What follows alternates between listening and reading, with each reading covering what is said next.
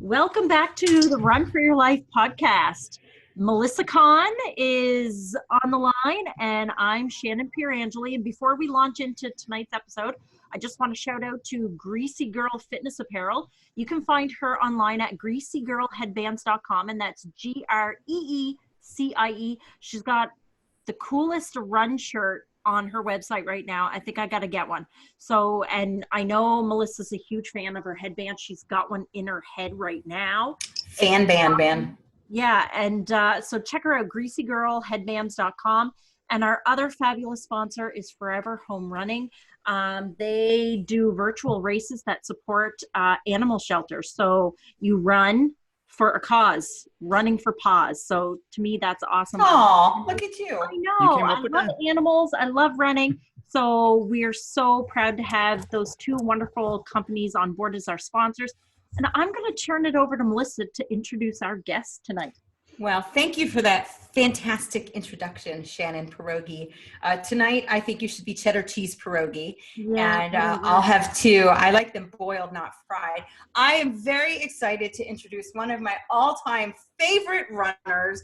I have been on his podcast, 12, 18 times. I think his ratings tanked severely each time I went on his show. But Scott Riecke, the Ordinary Marathoner, is with us, and Ironman finisher, super dad, all around stud. Welcome to the podcast. It's nice keep going. That was good. Keep going. What else you got?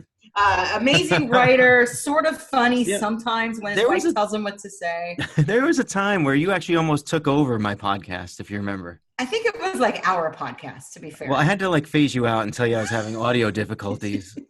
Yeah, me too. And then that's probably when you reached out to me. And that's how we got started with this one. Well, and I got to tell you, just your two sponsors are both amazing, and I'm just going to plug them a little bit extra because we're also involved with both Greasy Girl and Forever Home Running, and I, they're not even it's not just the businesses themselves. The people behind them are just awesome people. So, if I get a chance to kind of help them out and give them a little shout out, a little extra. Look at you. You're going an extra mile. A little extra. They're both amazing people too. Yeah, they really are. Yeah. What you just said on button in, Melissa, I'm taking a page from your book here, is it's the people behind the businesses. And that's what I'm finding with this podcast and just the people I've been meeting lately. It's, you come across a business or an organization or an event that's awesome, but when you meet the people behind it and it's oh my goodness, we, I really get along with you. We share the same values. That's what kind of makes this running community, this whole online support system that we're kind of encouraging and growing here, that much more awesome. Yeah. And they genuinely want to help you. And actually, I'll give Melissa a little credit here too. Aww. I've done 130 podcasts for Ordinary Marathon, and now a lot of them just me talking to myself, but some of them, most of them had guests. And one person at the end of the podcast, I had one guest on who said to me, "You know what? Thanks for having me on. What can I do for you?" And that was Melissa. And I thought that was, and people don't ask me that because it's usually you have a guest on, they kind of want to plug their stuff and you have a conversation. And really, my guests have been fabulous and great. I can't really complain about most of them. Sorry, no one's gonna want to come on my show now. Moving right along. But nobody else asked me, hey, what can I do for you? Which I thought was very kind. Well, and of course you didn't do anything, but I dropped the ball on all of it. But my heart was in the right place. So, that's the right. I mean, it's that's just the camaraderie, I guess, that's out there. That you find the people that you like to work with, and you find the people that are genuine, and you just kind of stick with them. Yeah, I've known you for how long now? Years. Year and a half, 2 years. No, it's got to be over. I think it's 2 or 3 years. Yeah. Yeah, I came out to Phoenix last year, so that was a year ago, right? And Phoenix, we had known each other at least a year before. Yeah, a year before that. So yeah. Yeah. So I want to tell people a little bit. I want you to talk about the Ordinary Marathon, and I want to talk about what you're doing in terms of supporting the SAM Fund, and I want to talk about you're an Ironman finisher. I remember just cheering for you and just waiting up, and I was sitting in bed like I can't sleep until you finish. And then you're a dad Sorry it took of me so long. selfish. You're a dad of two. You're recently sort of a newlywed. I mean, you've got so much going on. How do you fit it all in, and how do you do all that? You've just compartmentalized my entire life into 30-second blurb. I love that about you. I'm good like that. Well, I mean, if you want to take it one by one, starting with, I guess the first thing you mentioned was the Ordinary Marathon, which was a 10-day virtual race. I had a great co-creator last year. You might've heard of her. It was you. And it was a fabulous race. Now, again. we had 70 people show up for the race last year, and all of them were like super involved, posting pictures themselves. It really became a great, for 10 days, we just celebrated the sport of running and the camaraderie, like we were talking about. We raised like $700. I think it was $700 for American Cancer Society. So we gave out tons of gifts. It was a great experience. So we're trying to do it again this year. And this year, instead of American Cancer Society, we decided to donate to the SAM Fund. So people in my group will know Glenn Eisenstein, who's a 70-year-old guy who decided at the age of 70 he was going to run his first marathon. He ran the Chicago Marathon last year and the New York City Marathon, actually 2 years ago, Chicago, and last year he ran New York. And he raised money for his daughter's charity, which is the SAM Fund. And his daughter, the SAM Fund is a charity. His daughter was diagnosed with cancer when she was in college, and realized that when, there's a lot of charities out there for sort of older people dealing with cancer. There's a lot of charities for childhood cancer, but there's not much when it comes to young adults. And it's a very kind of tender age for a lot of people, because you're kind of in between that school and career path, and place. You're getting kicked off or forced off your parents' medical insurance, and you have to deal with that. And imagine having cancer and being and not having a job, and being told you don't have coverage anymore. So there's like there's a soft spot where there's really no charitable entities, and so she kind of filled that gap. And to have it relate so personally, I guess, to a guy who was posting on our board and sharing his story and sharing his training adventures and experiences before running a full marathon at the age of 70. I think it touched us all. And so we just thought it was just a little more personal touch. Like we were talking about in the intro, when you meet good people, you like to support them. Mm-hmm.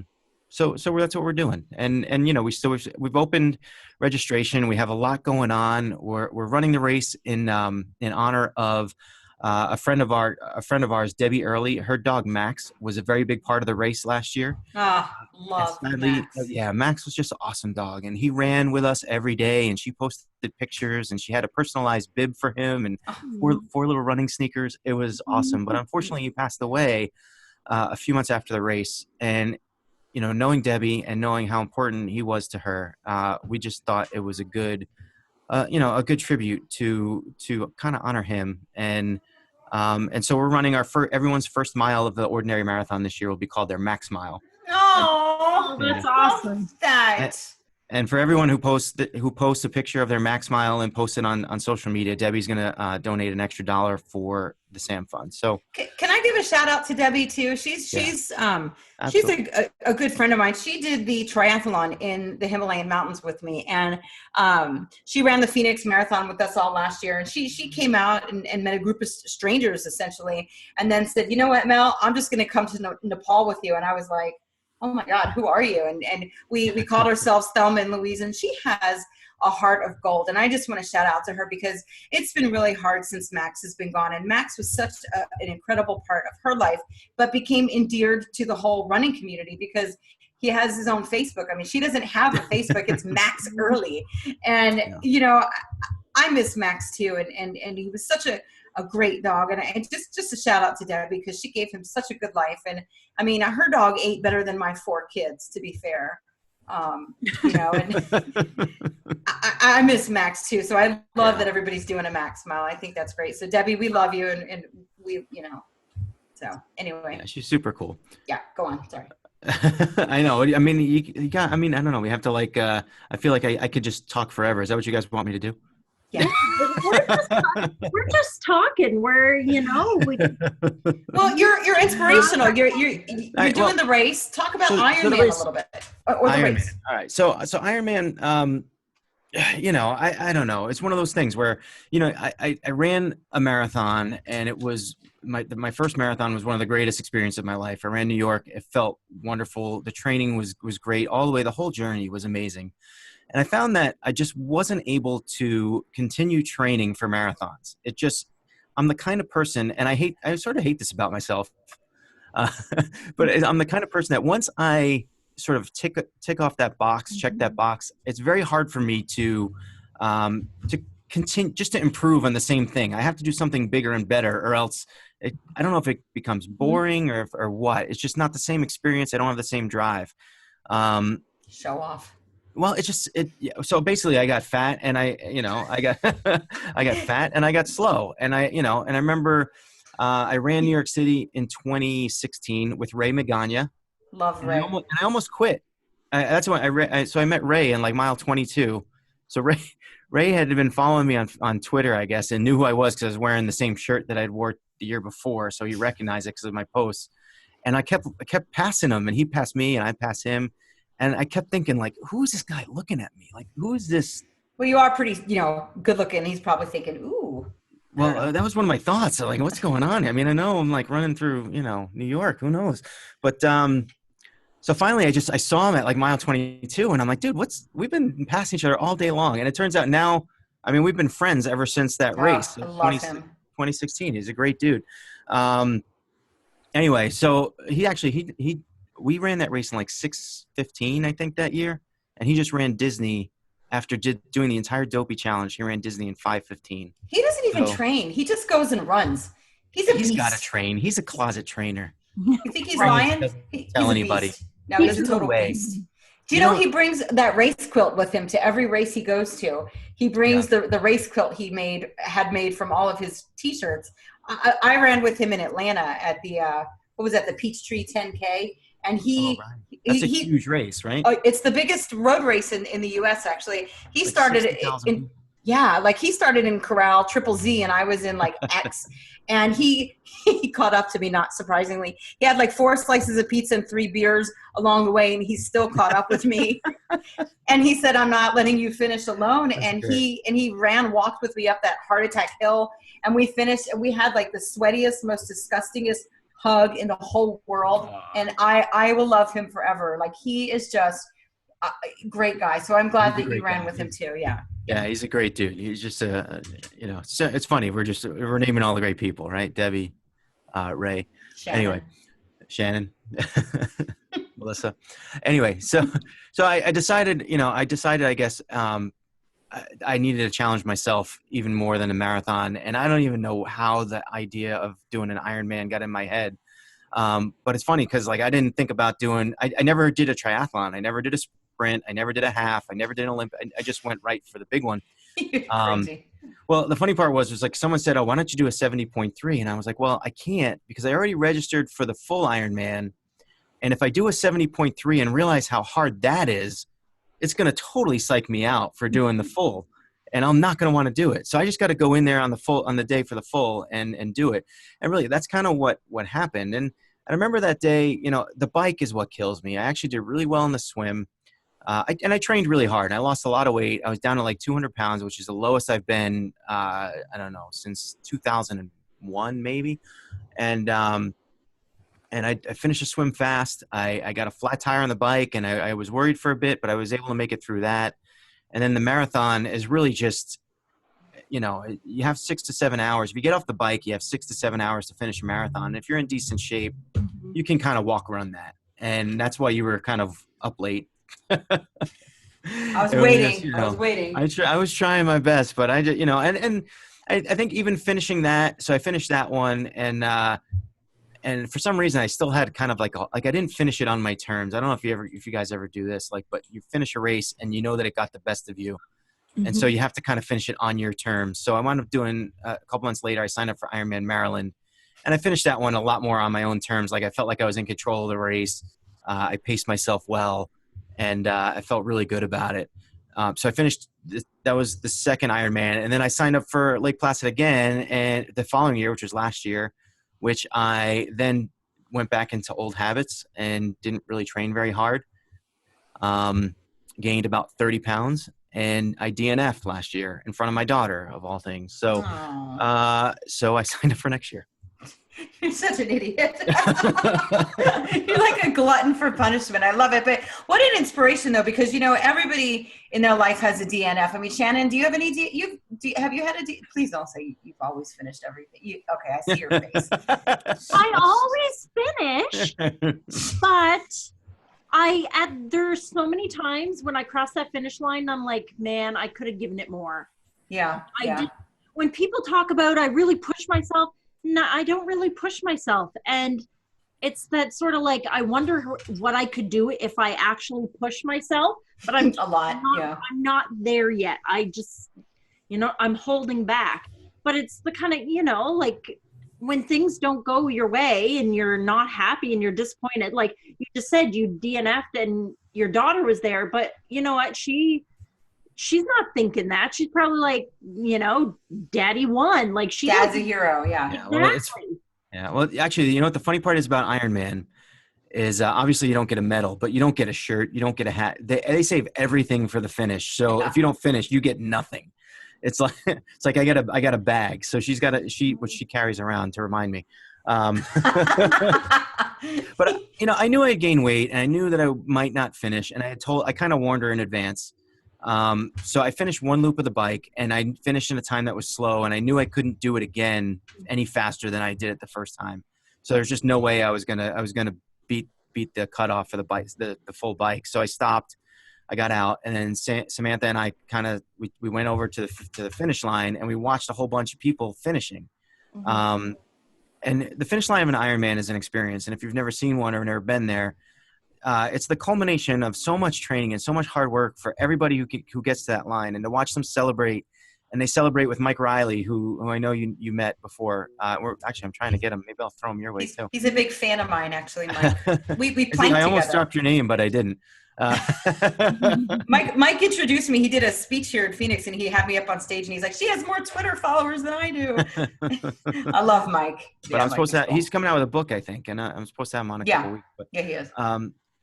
Yeah, so you guys should grab him. He's like way more interesting than me. But he's cuter than you too. Just saying. That's true. So he's there. He's announcing everyone's name. Everyone's celebrating. It's so great. And I just said to Sam, I said, you remember how much Dad worked that year that I finished? Because I did. It was like put her to bed, go work out in the morning, you were do all a this beast. stuff. It was crazy. And I said, look, I'll do it again if you want to see me finish. You just have to understand that for the next year, Dad's in the basement. And she's like, yeah. And she's watching. She's like, yeah, I want to see you finish. And the funny part was, so I signed up again, and which punishment, of course. But I've been training pretty well and feeling pretty good. I ran Hartford Marathon in October, and I PR'd it. I broke 5 hours for the first time. Fantastic. Which felt really good. It felt really good, and it's almost like I feel like maybe I could finish the Ironman today, but I don't want to exactly state that until I get it done. But it'll be, it's almost, I feel like it would be, having DNF'd it now, I feel like if I did finish it and I finished better than I did the first time, it will have that feeling of doing it for the first time. Mm-hmm. You know what I mean? Now that having DNF'd and because Sam didn't go with me when I finished. She's never seen me finish one before. So now, having that motivation, I have the poster of last year's Ironman sitting right near my bike. So every time I'm on that bike, I get to look at it and remember what it was like to kind of like walk over to my daughter and say, hey, Dad's done. Dad didn't finish. So it's just a little motivation, and hopefully it works. Hopefully it sticks for next year.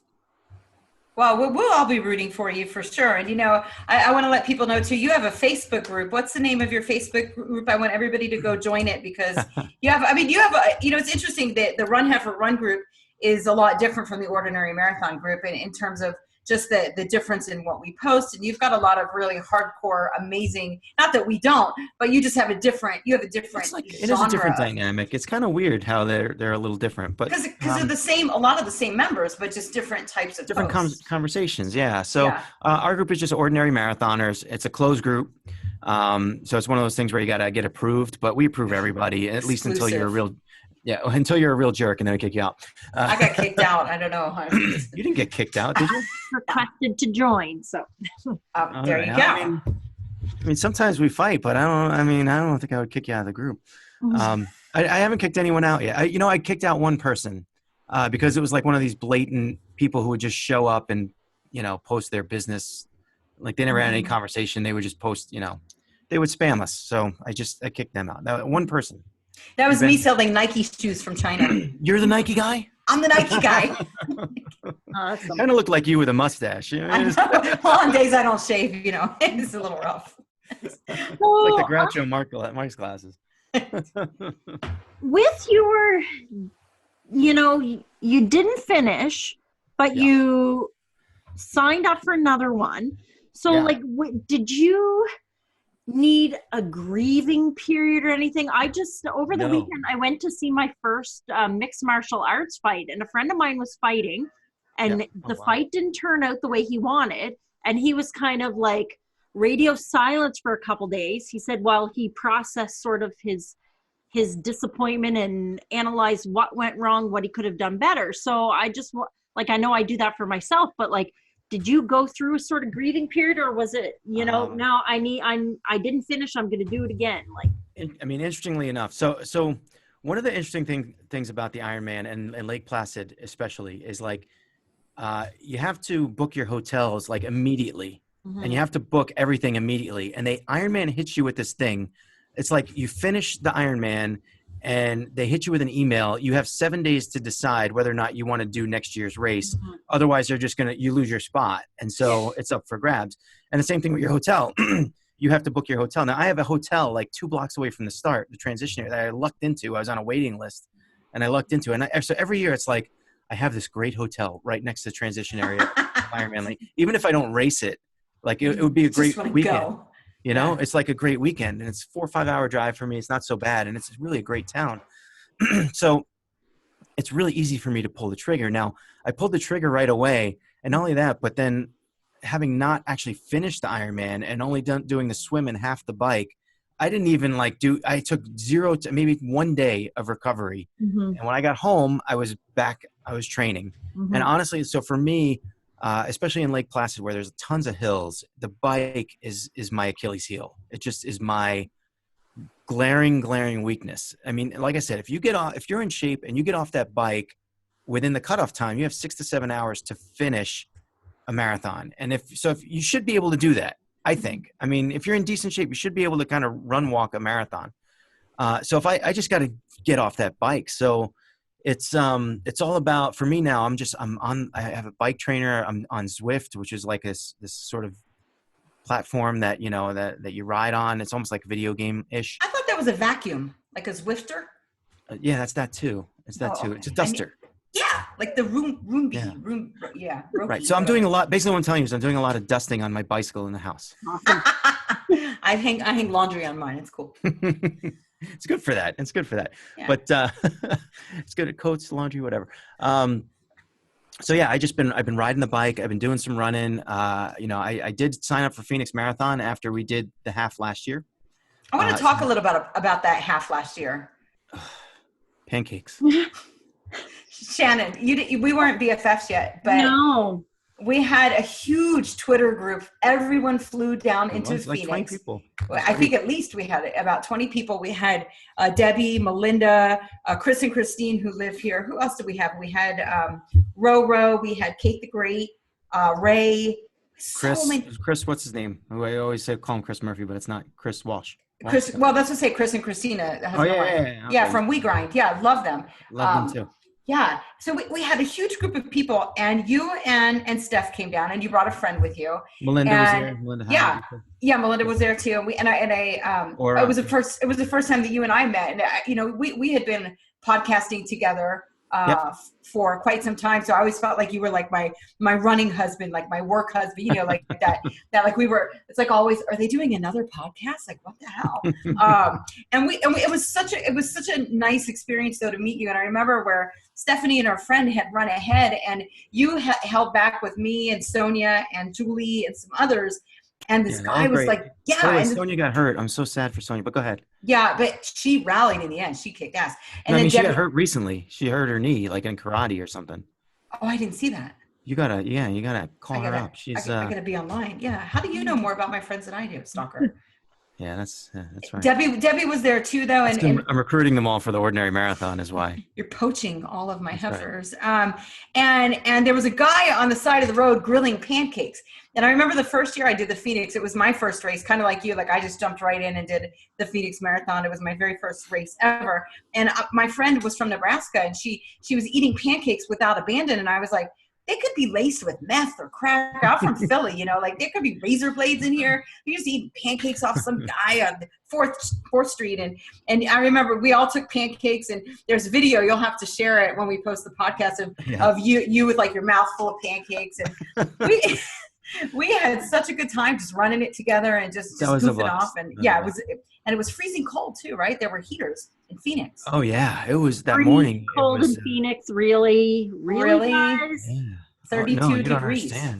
There were snowmen running by. It was awkward. It was really.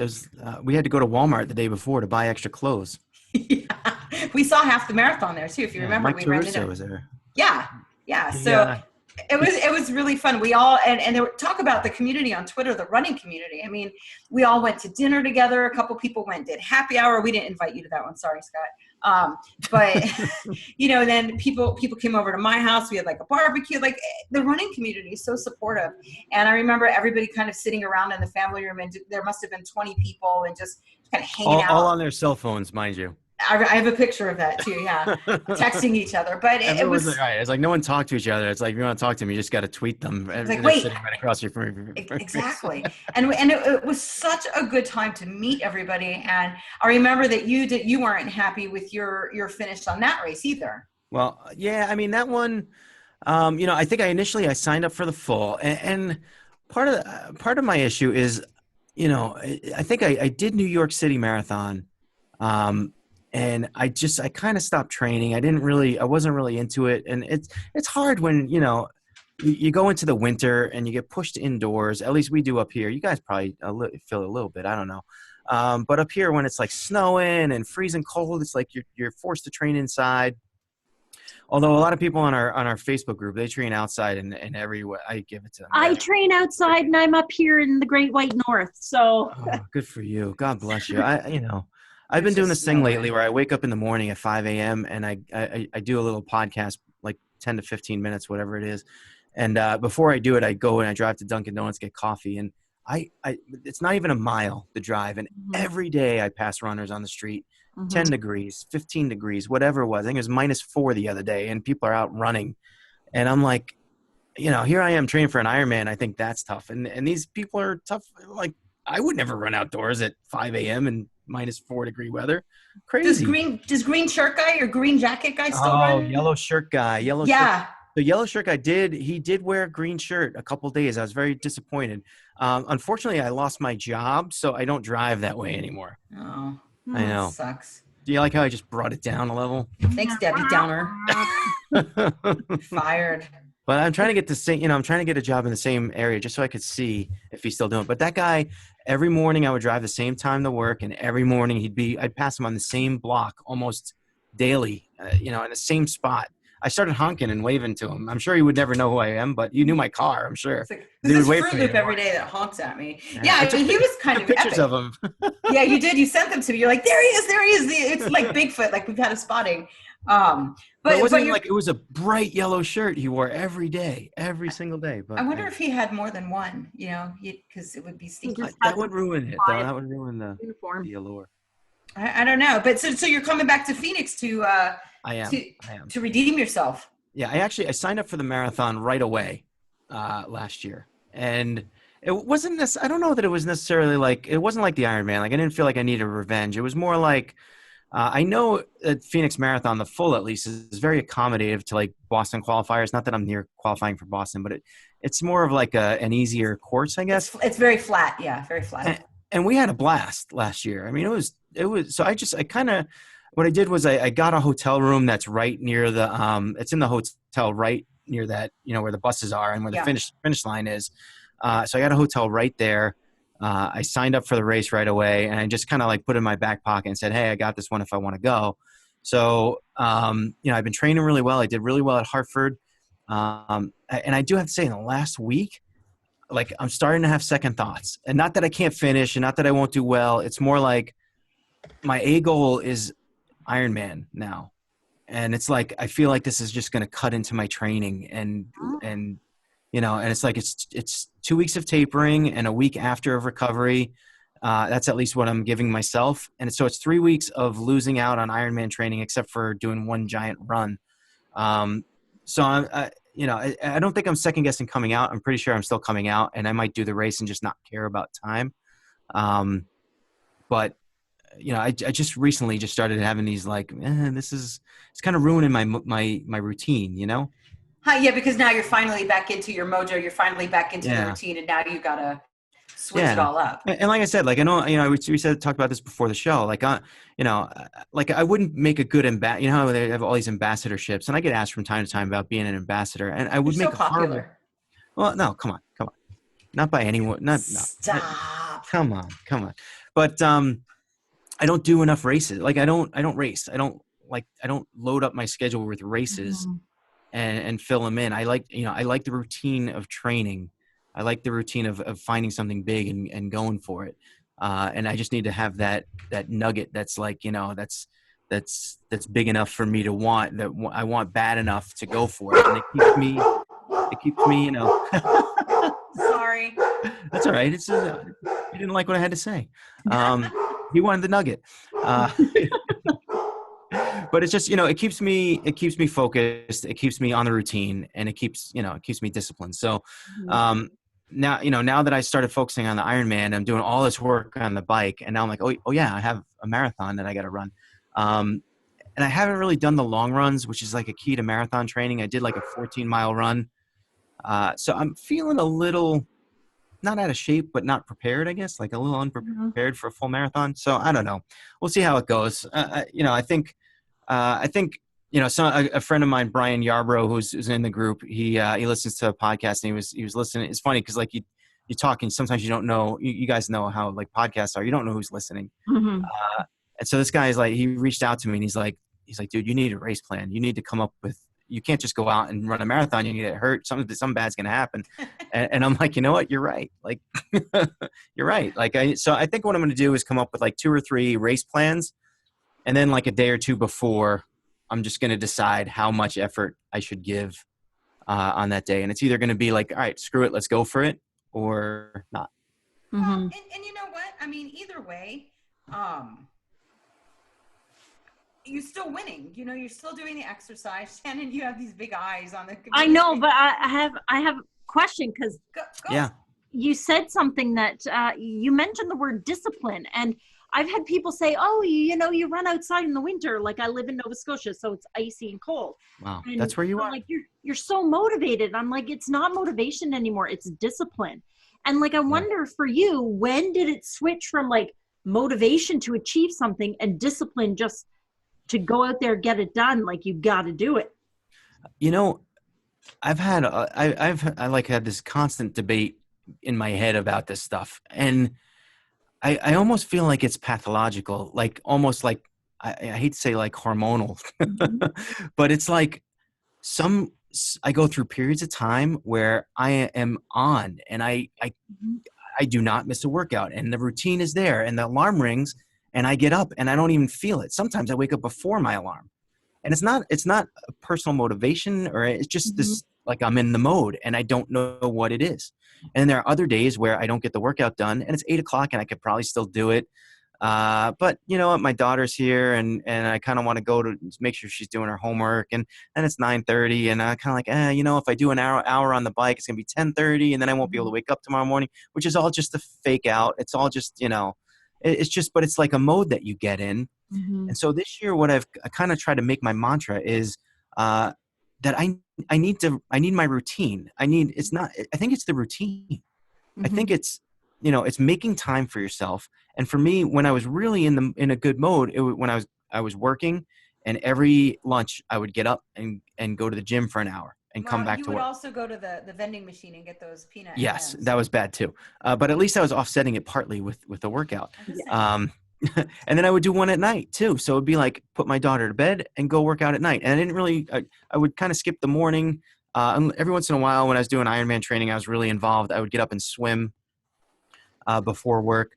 But I kind of cut that out, and it's fine to cut out the morning. If I'm staying up till 11:30 to ride the bike, I'm not going to get up at 5 a.m. to go and run or swim or whatever.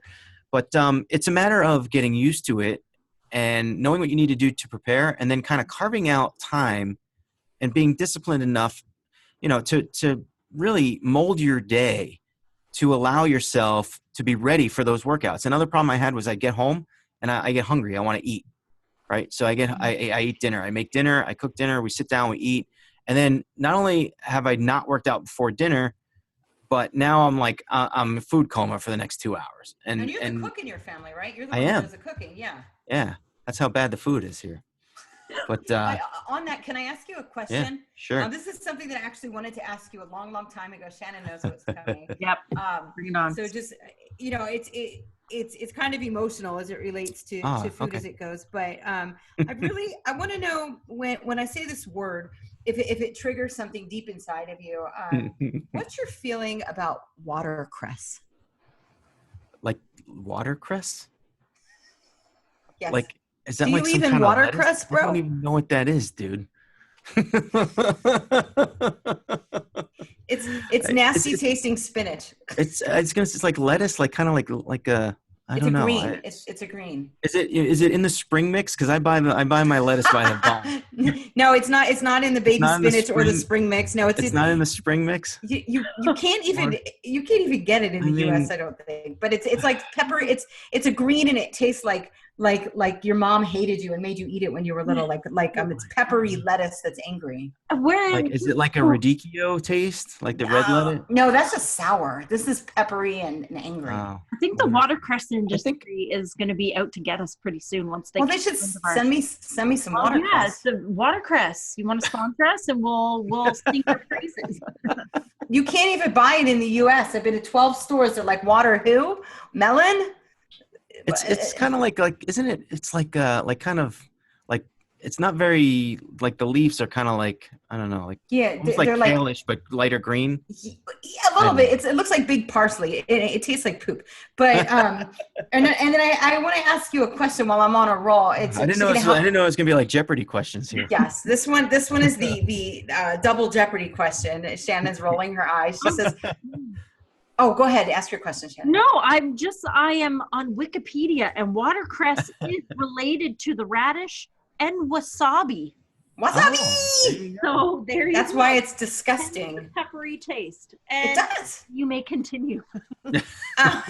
Okay, Scotty. So I'm ready.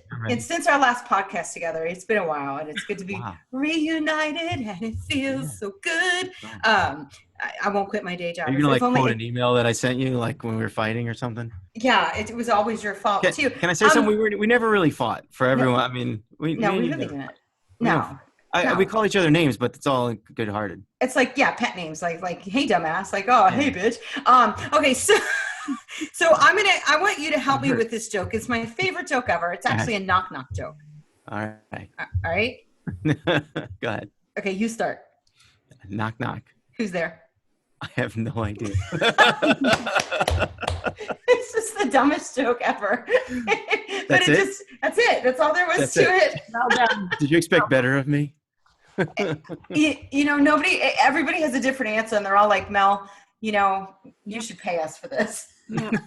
I should have my daughter here. Sam knows like every knock joke, and I'm actually upset at myself for not having one right off the tip of my tongue because we do it all the time. And still, you're off your game. don't, yeah.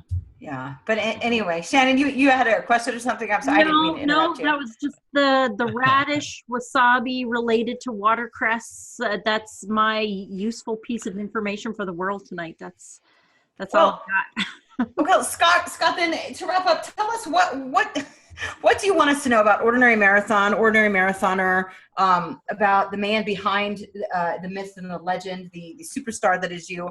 What do you want to tell people? I mean, I want people to go. I want them to subscribe to your Twitter feed. I want them to subscribe because you really are inspirational. But what I love about you is that you're honest. You go out there and you say, you know what, today was a shit day training, and you're honest, and that's what endears you. Gives me a lot of listeners that way. And I remember like when I first started, it was like I'd have guests on. I'd be like, "Oh, training sucked. It was awful. I hate running. Welcome to the show."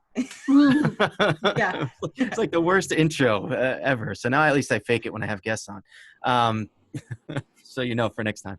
But no, I like podcasting. I like meeting great people. Most of the people that I've met, really, pretty much all of them, very kind, very nice. It's funny. Like I dislike social media. I can't stand being on it, but it's such a necessary evil for like this business and this, and I was thinking about the other day, I'm like, and it's one of those things when you ever have one of those days, you're like, I should just give up all this social media. It's not worth it. And I kind of was like thinking like, I would have never met like so many people that I talk to on a daily basis. I would have never met without it. And it's kind of like, I know you mean me. It's cool.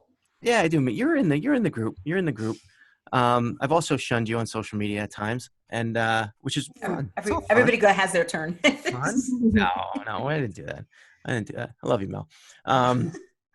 Anyway, but so I go through like these grumpy phases, but you know what? I kind of just throw the mic. Like I said to you guys earlier, I've been doing this morning podcast where I just kind of get on. I try kind of using it for like disciplinary purposes for myself to make sure I can get up in the morning. And so I get on and I just talk to myself for like 15, 20 minutes and people listen, and it's incredible. It's well, Debbie said the other day she missed your podcast. She said, I woke up and I looked for you to listen and it wasn't there. So that people are waking up and they're like, okay, where's Scotty? I need my fix. But it's been fun. It's been, it's awesome. And, I know you guys are just starting out with this thing, but I wish you guys the best of luck with it. And I think you guys do a great job together. You have a good back and forth. And just from knowing you, Mel, like you can just talk forever. Oh, she sure can. Yeah, that was my favorite. You know what? One of the reasons why I had to keep having her on was because I could just say, "Hey, Mel, how you doing?" And I just walk away, and I could there you go. Come back in 30 minutes and turn the thing off. I had a full podcast. It was wonderful. I feel so targeted. Cyberbullying is real. But so the Ordinary Marathon, you can go to ordinarymarathon.com and join the race, register if you want. I think it's like $25 to join. I did make blue shirts this year instead of the orange remember the orange that you chose last year, Mel? Bullshit. Sorry, clear my throat. Yeah. One of my favorite pictures, and I post it all the time, is just I had this ugly orange shirt and I just stood in front of the orange juice aisle. Did you ever, yeah, like right in front of the orange juice, and it's I feel like it's one of the most artistic pictures I've ever taken. People are probably sick of it, but so the shirt's blue this year, so now I gotta find, I don't know, what can I stand in front of this year?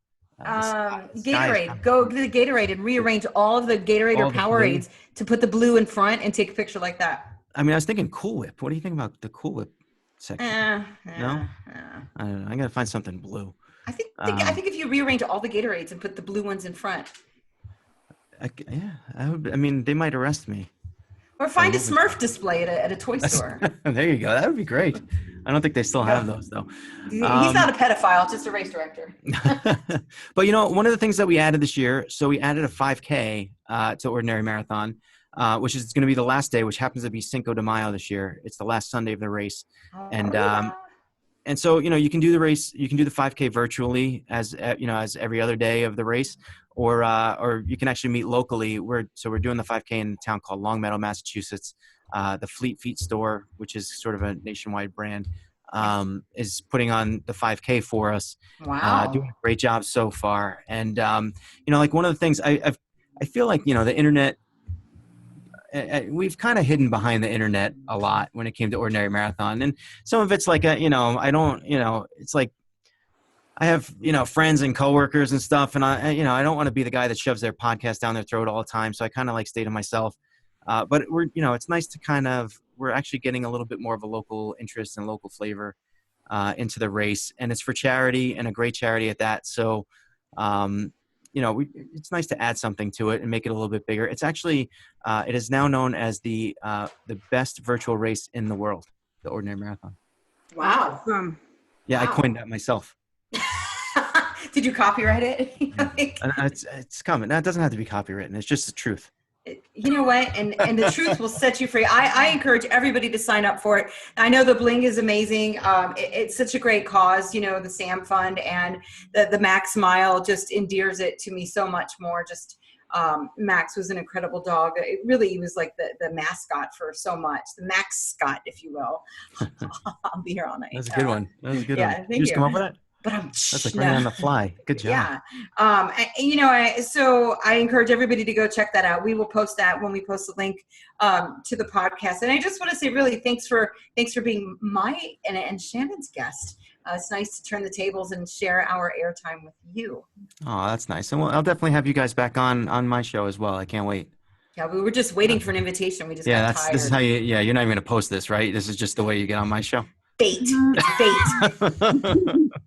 You want it online? Shannon. No, thank you so much for putting up with Mel, Scott. I appreciate it. And it was lovely to meet you. You too, Shannon.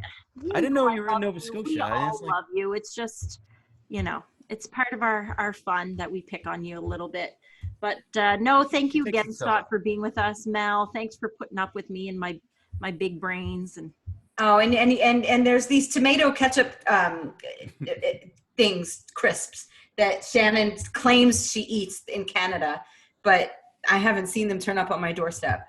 I know, they're still sitting in a box on top of the fridge. That's the same story every time. I will do it tomorrow. I am putting a reminder in my phone right now, everybody. So by the time this episode airs, she should have received them and recorded a Facebook Live of the unboxing. Oh, yeah. Wow. I'm going to do that. Yeah. It'll be exciting. I know. And I'm going to do watercress. I'm going to do a live unveiling of watercress actually online for Twitter as well, and show everybody why you should avoid it at all costs. Watercress kills people. On that note, I think it's time for us to wrap up, to remind everybody to keep running for their lives. Yeah. Scott, thank you so much for being with us. Truly, it's been a pleasure, and always a good time with you. Just love your enthusiasm and really just so proud of all your accomplishments. Truly. Thanks, guys. It was a pleasure being here, and thanks for having me on. It was a good time. It was good to catch up. All right. Thanks everyone for tuning in, and we'll see you next time on the Run for Your Life podcast.